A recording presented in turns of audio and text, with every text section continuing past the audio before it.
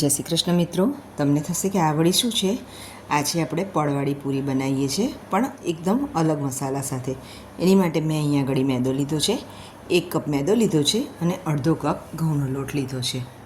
હવે આ બંનેને આપણે આવી રીતે મોટા તાંસરામાં લઈ અને એનો કઠણ લોટ બાંધી લઈશું. એકલા મેદાની પણ તમે કરી શકો છો, પણ મેં સાથે ઘઉંનો લોટ એડ કર્યો છે કે જેથી કરીને થોડું હેલ્થને નુકસાન ઓછું થાય. મીઠું એડ કરીશું અને આપણે અહીંયા આગળ મોણમાં ઘીનું મોણ લઈશું, પણ મુઠ્ઠી પડતું મોણ લેવાનું છે, એટલે ઘીનું પ્રમાણ સારું એવું રાખવાનું છે. તમે ઘી તેલ બંનેનું મિક્સ મોણ પણ લઈ શકો છો, પણ ઘીના લીધે મીઠાશ બહુ જ સરસ આવતી હોય છે અને એનો ટેસ્ટ આખો અલગ થઈ જાય છે. એટલા માટે મેં અહીંયા આગળ ઘીનું જ મોણ લીધેલું છે.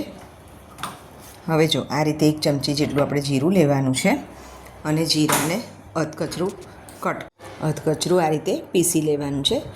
આપણે વેલણની મદદથી સરળતાથી એને કરી લઈ શકાય છે. આપણે અહીંયા આગળ પૂરેપૂરું ખાંડવાનું નથી, એટલે આ રીતે વેલણની મદદથી સરસ અધકચરું થઈ જતું હોય છે.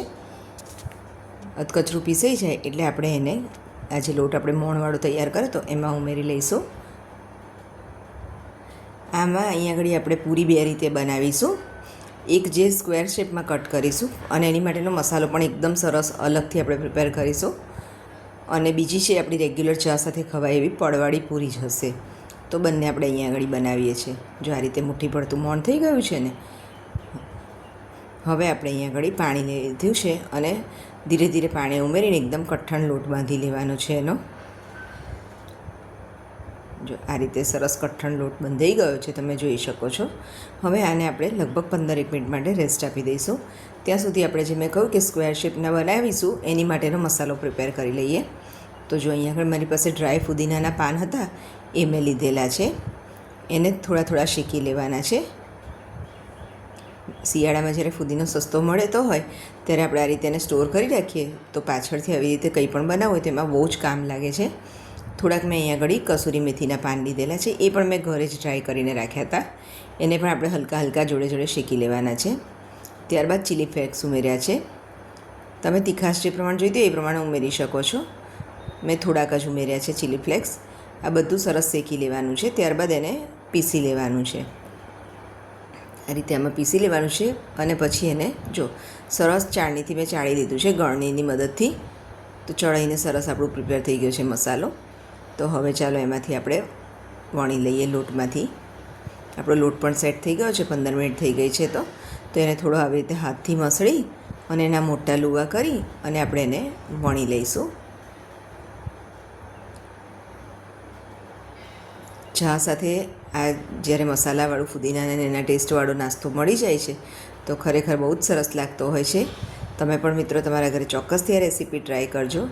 જો આ રીતે મોટી ભાખરી મેં વણી લીધી છે અને ત્યારબાદ એને આ રીતે બધી બાજુથી કટ કરી અને સ્ક્વેર શેપ આપવો છે એટલે આપણે આ રીતે એને કટ કરી લઈએ છીએ બોર્ડર પરથી, અને મોટા મોટા સ્ક્વેર શેપમાં કટ કરી લઈશું. હવે આને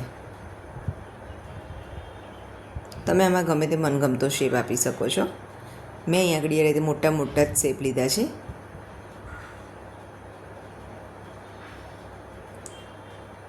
જો આ રીતે સરસ આપણા તૈયાર થઈ ગયા છે સ્ક્વેર શેપમાં. એને હવે ફોર્કની મદદથી આ રીતે કાણા પાડી લઈશું કે જેથી કરીને ફૂલે નહીં. ફૂલશે તો પછી આપણા પોચા પડી જશે. આપણે એને ફૂલવા નથી દેવાના, એટલા માટે આ રીતે આપણે ફોર્કથી કાણા પાડી લીધા છે. અને આપણું તેલ પણ સરસ ઉપર આવી ગયું છે. તો એમાં સ્લો ફ્લેમ પર જ આપણે આને તળવાના છે, હાઈ ફ્લેમ પર નથી તળવાના. એ વાતનું ખાસ ધ્યાન રાખજો મિત્રો. સ્લો ફ્લેમ પર એને તળી લઈએ છીએ આપણે. આ તળાઈ રહ્યા છે ત્યાં સુધી આપણે બીજી આવી રીતે રોટલી વણી લઈએ એની. અને જો હવે આપણે પડવાળી પૂરી બનાવીએ છીએ પણ અલગ રીતે કરીએ છીએ. આ રીતે મેં એને નાની સ્ટ્રીપમાં કટ કરી લીધેલી છે. અહીંયા આગળ આપણે સાટો કે તેલ કે ઘી કંઈ પણ નહીં ચોપડીએ. એનું કારણ છે કારણ કે જ્યારે પછી એ સાટો તેલમાં છૂટો પડે છે ને તો તેલ પણ ખરાબ થાય છે, અને તળેલી પૂરી પર જ્યારે ચોંટેલો રહે છે તો એ ખાવામાં પણ ટેસ્ટ એનો બહુ મજા નથી આવતી. એટલે મેં અહીંયા આગળ કોઈ પણ જાતના તેલ કે લોટ ચોપડ્યા વગર જ આ રીતે પડ પાડું છું, તમે જોઈ શકો છો. હવે એને આ રીતે રોલ કરતું જવાનું છે ધીરે ધીરે. એકદમ જો સરસ હવે રોલ થઈ ગયો છે પછી એને થોડો થોડો આ રીતે હાથની મદદથી ખેંચી લેવાનું છે અને આ રીતે એને ગોળ વાળી લેવાનું છે. આપણે લચ્છા પરાઠા બનાવતા હોય બસ એ જ રીતે આપણે અહીંયા આગળ પણ કરવાનું છે. અને સરસ એનું આવી રીતે લૂ તૈયાર કરી દેવાનો છે. જો તમે જોઈ શકો છો અંદર પડ કેટલા બધા સરસ દેખાઈ રહ્યા છે. હવે આને આપણે સરસ વણી લઈશું મીડિયમ થીક સાઇઝમાં. થોડીક આ પૂરીને આપણે વધારે જાડી રાખીશું. જે પેલી આગળ સ્ક્વેર શેપમાં રાખીએ એના કરતાં પણ આપણે આને થોડી વધારે જાડી રાખીશું. તો એના પડ સરસ તમે જોઈ શકો છો છૂટા પડી રહ્યા છે અને એટલા સરસ દેખાવમાં લાગશે એના પડ જ્યારે તળાશે ત્યારે. આ રીતે કોઈ પણ તમારી પાસે કૂકી કટર હોય કાં તો કોઈ ગ્લાસ હોય કે વાટકી હોય તો એની મદદથી આ રીતે આપણે સર્કલ શેપમાં એને કટ કરી લઈશું. તો આપણે બધા કટ થઈને રેડી છે. તમે જોઈ શકો છો થિકનેસ એની આટલું જાડું રાખવાનું છે અને ઉપર પડ પણ જો તમે જોઈ શકો છો ને એવા પડ દેખાય છે એ રીતે. હવે આપણે આને પણ સ્લો ફ્લેમ પરથી તળી લેવાનું છે. બંને બાજુ પલટાવી અને સરસ ધીમી ફ્લેમ પર ગોલ્ડન કલરની પૂરીને આપણે તળી લેવાની છે.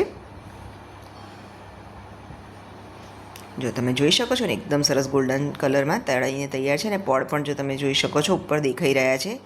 તો સ્વાદમાં એકદમ સરસ એવી આપણી બંને રીતની પૂરી તૈયાર છે. તો ચાલો હવે જે આપણે પેલી સ્ક્વેર શેપમાં પૂરી તૈયાર કરી હતી એની ઉપર મસાલો સ્પ્રિંકલ કરી લઈએ. તો આપણા એક જ લૂંટમાંથી બે અલગ અલગ રીતના નાસ્તા રેડી છે મિત્રો, અને જે સ્વાદમાં ખૂબ જ ટેસ્ટી લાગતા હોય છે. તો તમે પણ તમારા ઘરે ચોક્કસથી ટ્રાય કરજો અને મારી ચેનલને લાઇક, શેર અને સબસ્ક્રાઈબ કરવાનું ના ભૂલશો ફ્રેન્ડ્સ. તો મારા આવા અવનવા વિડીયો તમને મળતા રહે. આ રીતે આપણે એને સ્પ્રિંકલ કરી લેવાનું છે અને એની સાથે આપણે પડવાળી પૂરી પણ તમે જોઈ શકો છો કેવા સરસ પડ દેખાઈ રહ્યા છે. તો રેડી છે આપણી પૂરીને બંને રીતની. થેન્ક યુ મિત્રો.